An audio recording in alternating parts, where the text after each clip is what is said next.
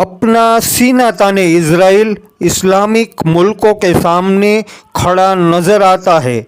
Gaza की हालत बद से बदतर नजर आ रही है।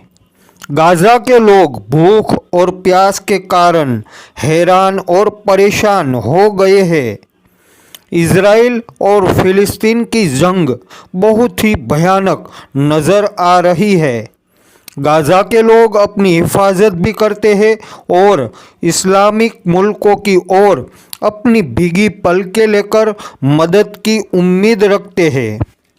इस्लामिक देशों के बीच इजराइल नाम का एक छोटा सा देश एक मुस्लिम राष्ट्र को बर्बाद कर रहा है और अरब जगत के रहनुमा सिर्फ और सिर्फ गाज़ा के लोगों को बर्बाद होते देख रहे हैं।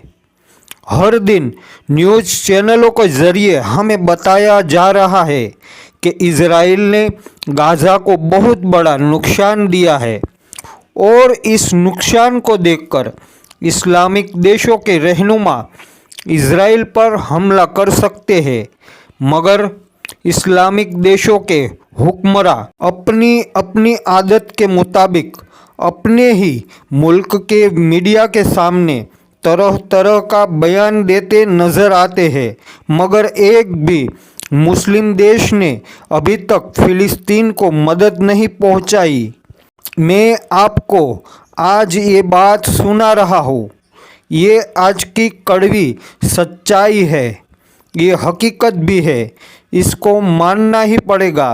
बात करें ईरान, इराक, तुर्की या सऊदी अरब की, तो इन लोगों ने इजराइल और फिलिस्तीन की जंग के दौरान फिलिस्तीन को अपना समर्थन दिया है, मगर अभी तक एक भी देश खोलकर इजराइल के सामने खड़ा नहीं हुआ है। दुनिया भर के मुसलमानों की भी ये ख्वाहिश है कि इस्लामिक देश एक होकर इजराइल पर हमला करे, मगर इजराइल के सामने आने की हिम्मत व जज्बा एक भी मुस्लिम देश में नहीं है, ऐसा अब लोगों ने भी मान लिया है। भूख और प्यास की तकलीफ़ें गाज़ा ज़्यादा दिन बर्दाश्त नहीं कर सकता।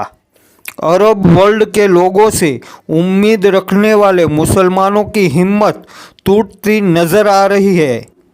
इजराइल की यहूदी सेना एक मुस्लिम देश को बर्बाद करने के बाद दूसरे देश को चुनौती दे रहा है, मगर दुनिया के काफ़ी सारे लोगों का ये कहना है कि इस्लामिक देशों के रहनुमाओं के बदन में खून खोलने के बजाय ठंडा हो रहा है।